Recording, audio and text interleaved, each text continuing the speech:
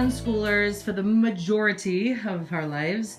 I do have my daughter and my son doing some kind of book. So there's Sarah working on what, English? She'll be doing English, phonics, and math today. It's very easy, breezy, light. So how are we unschoolers? Well, I can't find my math book. All right. It's in your backpack.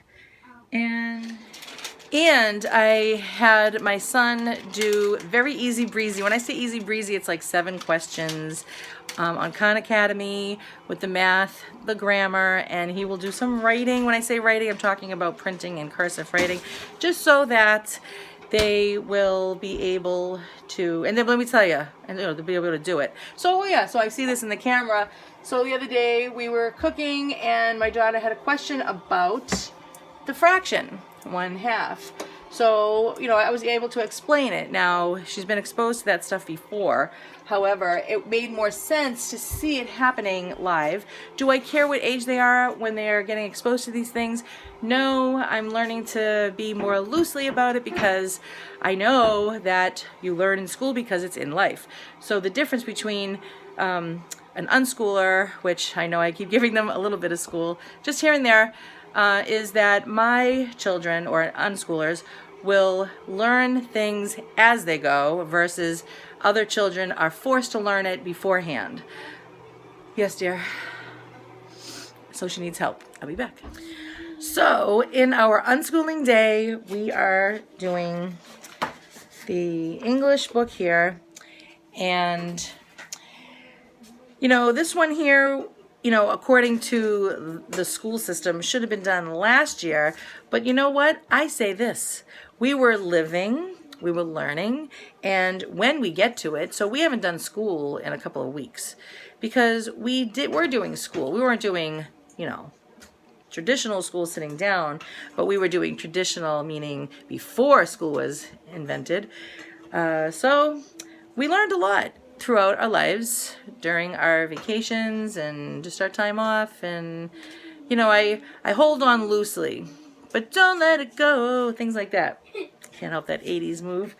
So right now, Tater tots, come get it. see, so my daughter's cooking, and so I know that for me, learning about things like the parts of a sentence, so even just adjectives.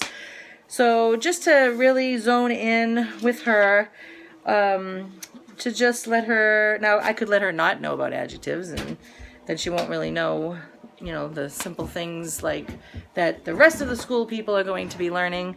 And but I personally like it. I like it that she can learn different parts of a sentence, know what they are. I enjoy it. Do I fail at it a lot? Yeah. And I remember starting to homeschool, and I remember going, oh my gosh, like, do I even remember what an adjective is? Like, I always found adjectives and adverbs always very difficult to remember. Hey, I can use my selfie stick. Hold on. My arm's killing me. Okay. Can you believe it? Look at this. I have a selfie stick. Yay. And I have a camera that works. So my son and my husband, they bought me a little, what is this, an iPhone 6?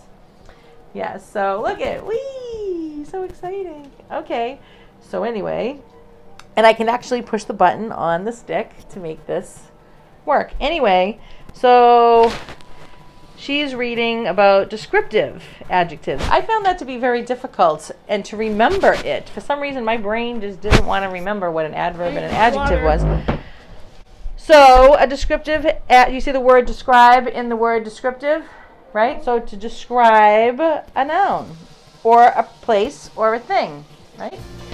So these are things that we are focusing on today. Does she have to do 20 pages? No, not at all. And maybe someday I'll get out of this completely. I mean, I already have in history and science because there's just so much of it everywhere. The bad thing is that it doesn't stick.